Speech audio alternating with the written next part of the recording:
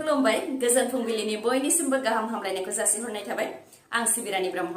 आसा खालामो नोंथांमोनहा गासैबो मोजाङैनो दङ नोंथांमोननि थाखाय आं गोदान मोनसे भिडिअ लानानै फैबावबाय अन्नानै भिडिअखौ जोबजासिम नायलांदो प्राइम मिनिस्टार नरेंद्र मोदी बाहागो लानाय हाबाफारियावनो जाब्रबथाय ट्राइ सार्भिसनि ट्रेनिं एक्सारसाइज खालामनायावनो एयारक्राफ्ट क्रेश जादों फोरमायथिनो गोनांदि प्राइम मिनिस्टार नरेंद्र मोदी बिथाङा राजस्थाननि पोखरानाव भारत शक्ति प्रग्रामाव बाहागो लादोंमोन जाय प्रग्रामनि गेजेरजों ट्राइ सार्भिस ट्रेनिं एक्सारसाइज खालामनाय जादोंमोन जेराव इन्डियान आर्मी इन्डियान एयारफोर्स आरो नेभिनि हाथियारफोरखौ दिन्थिनायनि हाबाफारि जादोंमोन बेयावनो इन्डियान एयारफोर्सनि तेजास एयारक्राफ्टआ राजस्थाननि जैसलमेराव क्रेश जादों अपारेशनेल ट्रेनिं जाबाय थानाय समावनो प्राइम मिनिस्टार नरेंद्र मोदी बिथाङा बाहागो लानाय जायगानिफ्राय 100 किल'मिटार जानथायाव एयारक्राफ्टआ क्रेश जाहैदों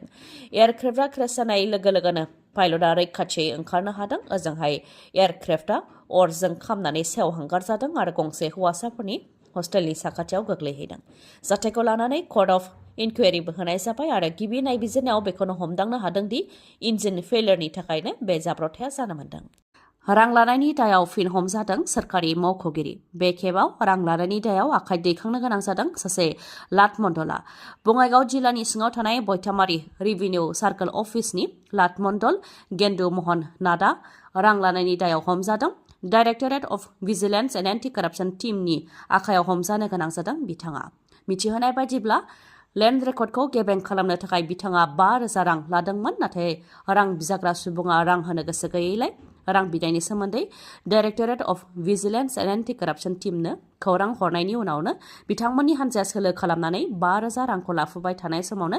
लाटमन्डल गेन्दु महननाथखौ हमनो हादों बिजेपि आरो कंग्रेस दोलोनिफ्राय लकसभा बिसायख'थिनि थाखाय बिजाथिफोरनि मुं फारिलाइ फोसावनानै होबाय नाथाय इउपिपिएल आरो बिपिएफ दोलोनिफ्राय दासिमबो बिजाथिनि मुं फोसावनानै होआखै बेखौ लानानै कंग्रेसनि दैदेनगिरि गर्जन मुसाहारिनि गाग्लोबनाय बिथाङा बुंथिदों दि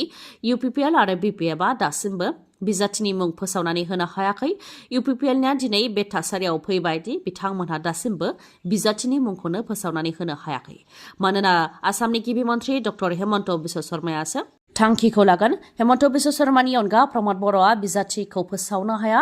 हेमन्त बिश्व शर्माया जि खोथा बुंगोन बेबायदि खामानिखौसो मावनांगोन बिथाङा इउपिपिएलनिया बेबायदि थासारियाव दं होननानैबो बुंथियो अब्ला रायजो राजाफ्रा इउपिपिएल बा बिजेपिखौ मानो भट होगोन ना बर' हारिखौ बोखावबावनो थाखाय भटखौ होगोन होननानैबो बुंथियो गर्जन मुसाहारिया बेनि अनगायैबो इउपिपिएल दोलोनिफ्राय बिजाथि फोसावनो हायैखौ लानानै बुंथिबावदि प्रमद बर'आ इउपिपिएलनिफ्राय राजु नार्जारि नङाबा गुबुन सासेखौ बिजाथि होनो नागिरो नाथाय डक्टर हेमन्त बिश्व शर्माया इउपिपिएलनि नङै गुबुन सासेखौ बिजाथि होनो थाखाय साननानै दं जायनि थाखाय प्रमद बर'आ दासिमबो बिजाथिनि मुंखौ फोसावनो हायाखै आरो बेफोरखौ लानानै बिथांनि सायाव दोलोनिफ्राय गोबां नारसिननाय दं बेखौ खोनानो मोन्दों होननानैबो फोरमायथियो गर्जन मुसाहारिया मिथिहोनो गोनांदि गर्जन मुसाहारिया क'क्राझार लकसभा बियाबाव कंग्रेसनि जानानै बिसायख'थिखौ गेलेगोन आरो इउपिपिएल दोलोनियाबो बिजाथिनि मुंखौ दिनै फोसावगोन होननानै प्रमद बर' बिथाङा मैया बुंथिदोंमोन लोगोसे बुंथिबावदों दि बे बिसायख'थियाव बिजाथिखौ नायनानै भट होनाय नङा प्राइम मिनिस्टार नरेंद्र मोदीनि थाखायसो भटखौ होगोन खा आइना भारताव बाहायजानाय लोगो लोगोनो आसामनि दाब दाब जायगायाव खानि हेंथा धरना होनाय हाबाफारि लादों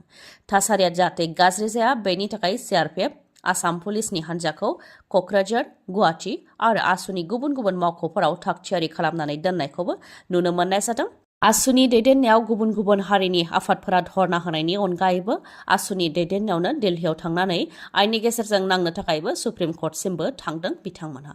खा आइननि हेंथा क'क्राझार जिल्लायावबो गोख्रों धरना होनाय हाबाफारि बानजायदों जाय आयेनखौ जोंनि सायाव जाबसिननानै होदों बियो गोसोम आयेन बे आयेना जोंनि राव हारिमु थुनलाइनि थाखाय खैफोद लाबोगोन आरो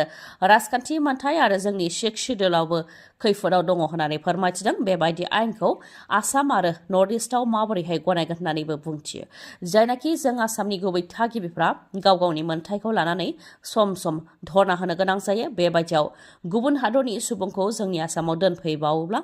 जोंनि गुबै थागिबिफोरा मा जागोन बेनि सायावबो सोंथि खालामो बेनि अनगायैबो बुंथिबावदि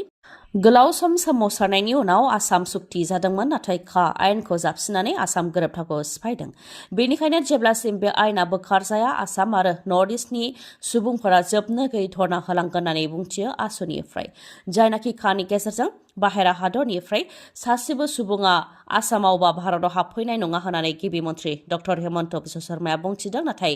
खानि गेजेरजोंनो लाख लाख सुबुंफोरा जोंनि भारत बा आसामाव थाफैगोन। दिल्लीयाव थांनानै बेखौ बुजायहैथों होननानैबो डक्टर हेमन्त बिश्व शर्माखौ बुंथियो आरो डक्टर हेमन्त बिश्व शर्माया जाहाथे येस बस जाया, दिल्लीनिया जि बुङो बेखौनो सैथो होननानै जाहाथे बुङा, बेनि थाखायबो बुंथियो। मानोना आसामा जोंनिसो होननानैबो गोख्रों रावजों बुंथियो आसुनिफ्राय। बेनि अनगायैबो खा आयेनखौ लाबोनायनि थाखाय डक्टर हेमन्त बिश्व शर्माजों लोगोसे प्राइम मिनिस्टार नरेन्द्र मदि आरो अमित शाहखौबो गोख्रों रावजों सोंखारि बिथांमोनहा। लोगोसे आसुआ सुबुं खुंथाइजों गोजोनै सोमावसारनायखौनो जेरावबो पुलिस आरो सिआरपिएफनि हान्जाखौ दोनदों बेखौ लानानैबो सरकारनिसिम सोंखारियो बिथांमोनहा। आसुनि अनगायैबो नर्थ इस्ट स्टुडेन्टस अर्गानाइजेसनाबो खानि हेंथा सोमावसारनानै खानि आयेनखौ अरजों सावनानै होदों। ओजोंहाय खानि हेंथा गोबां धरना होनायनि सायाव आसामनि गिबि मन्थ्रि डक्टर हेमन्त बिश्व शर्मा बिथाङा बुंथिदों दि एनआरसि एप्लिकेशन होनायनि अनगा खा आयेननि गेजेरजों भारतनि बाहेरा हादरनिफ्राय सासेबो सुबुङा जुदि आसामाव हाबफैयोबा गिबि मन्थ्रिनि बिबाननिफ्राय रिजाइन होगोन होननानै बुंथियो गिबि मन्थ्रि डक्टर हेमन्त बिश्व शर्माया।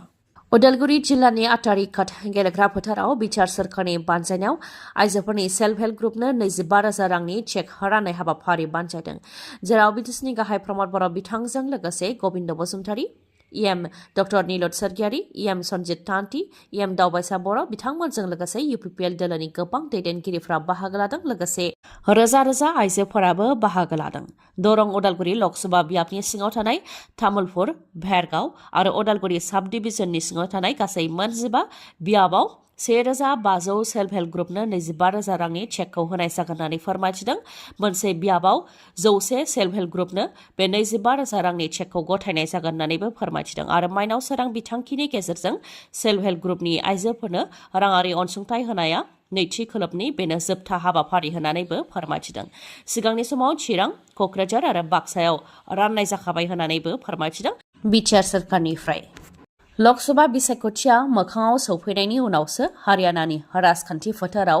गेदेर सोलायसोल'। लकसभा बिसायख'थिखौ लानानै मासि राननायाव गोरोबलायैनि थाखाय हारियानानि गिबि मन्थ्रि मनहरलाल खट्टार बिथांजों लोगोसे बिथांनि सोरखारनि मन्थ्रिफोराबो रिजाइन होदों। फोरमायथिनो गोनांदि हारियानायाव बिजेपि आरो जननायक जनता पार्टी अदेबानि जेजेपिआ जथायै सोरखार दादोंमोन। नाथाय लकसभा बियाबखौ बाहागो रानलायनायखौ लानानै बिजेपि आरो जेजेपिनि गेजेराव दावराव दावसि जादोंमोन, जेरावनाखि हारियानायाव मोनसे लकसभा बियाब दं। बे लकसभा बियाबफोराव थांनाय एमपि बिसायख'थियाव बिजेपि दोलोनिफ्रायनो देरहाजोबदोंमोन। नाथाय देग्लाय लोगो दोलो जेजेपिआ 20 लकसभा बियाबनि मादाव 2 बियाबाव गेलेनो थाखाय बिजेपिनाव बिदोंमोन, नाथाय बिजेपिआ मोनसेबो मासिखौ जेजेपिनो एंगारनानै होनो गोसो गैया, जायनि जाहोनाव मोननै दोलोनि गेजेराव गोरोबलायैयाव मोननै दोलोनि गेजेराव गावस्रा गावस्रा जादों आरो हारियानानि बिजेपि आरो जेजेपि सोरखारा बायदोंमोन। जाहोनाव गिबि मन्थ्रि मनहरलाल खट्टार बिथाङा रिजाइन होनो गोनां जादों आरो मासि राननायाव गोरोबलायैनि थाखाय माखासे मन्थ्रिफोराबो रिजाइनेसन लेटारखौ रायजो बेंगिरिनो गथायदोंमोन। दा बिजेपिनिनो नायब सिंह सैनी बिथाङा बिजेपिनि एमएलएफोरजों लोगोसे उदां बिजाथि देरहासारनाय एमएलएफोरखौ जथाय खालामनानै हारियानायाव गोदान सोरखार दाबाय। बिजेपि दोला हारसिङैनो बे खेबाव सोरखारखौ दाफिनबाय आरो नायब सिंह सैनी बिथाङा गिबि मन्थ्रिनि बिबानखौ लाबाय। क'क्राझार सिआइटिआ नोंथांमोनखौ एन्ट्रेन्स एग्जामनि थाखाय हांख्रायहरदों। सिआइटि क'क्राझारनि गुबुन गुबुन प्रग्रामाव मुं थिसननो थाखाय एन्ट्रेन्स एग्जामनि थाखाय रोंगौथि गोनां लाइमोनफोरखौ हांख्रायहरदों। एन्ट्रेन्स एग्जामनि थाखाय अनलाइन एप्लिकेशन होनाया थांनाय 4 मार्चनिफ्राय जागायजेनबाय आरो 31 मे 2024 सिम थागोन। सिआइटि क'क्राझारनि गुबुन गुबुन प्रग्राम बा कर्स जेरै डिप्ल'मा,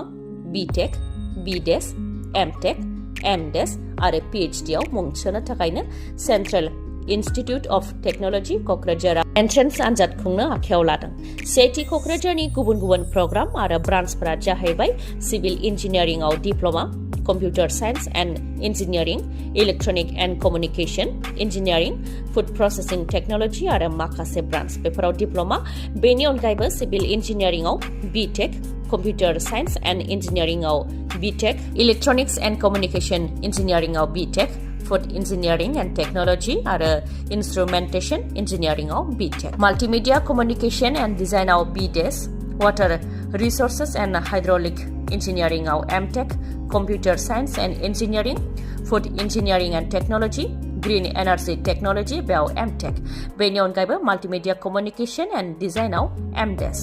बेनि अनगायैबो सिभिल इन्जिनियारिंआव PhD computer science and engineering electronics and communication engineering food engineering and technology instrumentation engineering multimedia communication and design physics mathematics chemistry आरो ह्यूमेनिटीज एन्ड सशियेल साइन्स बेफोराव पिएचडि आरो बेफोर प्रग्रामफोराव मुं थिसननो थाखाय रोंगौथिया जानो नांगोन डिप्ल'मानि डाइरेक्ट एन्ट्रिनि थाखाय थाखो 10 उथ्रिसारनाय नङाबा आनजाद होनाय जानो नांगोन लेटारेल एन्ट्रिनि थाखाय साइन्सआव थाखो 2 उथ्रिसारनाय नङाबा आनजाद होनाय जानो नांगोन नङाब्ला आईटीआई उथ्रिसारनाय जानो नांगोन बिटेकनि डाइरेक्ट एन्ट्रिनि थाखाय साइन्सआव थाखो 2 उथ्रिसारनाय जानो नांगोन नङाबा आनजाद होनाय जानो नांगोन लेटारेल एन्ट्रिनि थाखाय इन्जिनियारिं बा टेक्न'लजियाव डिप्ल'मा थानाय जानो नांगोन भार्टिकेल एन्ट्रिनि थाखाय सेथि क'क्राझारनिफ्राय टेक्न'लजि बा इन्जिनियारिंआव डिप्ल'मा थानाय जानो नांगोन बिदेशनि थाखाय डाइरेक्ट एन्ट्रियाव थाखो 2 उथ्रिसारनाय जानो नांगोन जायखिजाया स्ट्रिमनियानो बेखौ हागोन आरो भार्टिकेल एन्ट्रिनि थाखाय क'क्राझार सिआइटिनिफ्राय एएमटिआव डिप्ल'मा थानाय जानो नांगोन बेनि अनगायैबो माखासे गोजौ थाखोनि सोलोंथाइनि थाखाय रोंगौथिखौ नोंथांमोना स्क्रिनाव नायनानै लानो हागोन आरो नोंथांमोनहा मोजाङै मिथिबावनो लुबैदोंब्ला 7086187124 नङाब्ला 9365031406 बे नाम्बाराव खौरां लाहरनो हागोन गोजोन्थों दिनैनि भिडिअआ एसेनोसै गाबोन आरो गोदान भिडिअजों लोगो मोनफिनबावगोन नोंथाङा दासिमबो आंनि चेनेलखौ साबस्क्राइब खालामाखैबा अन्नानै साबस्क्राइब खालामदो लोगोसे लाइक कमेन्ट आरो शेयार खालामनो दाबाव गोजोन्थों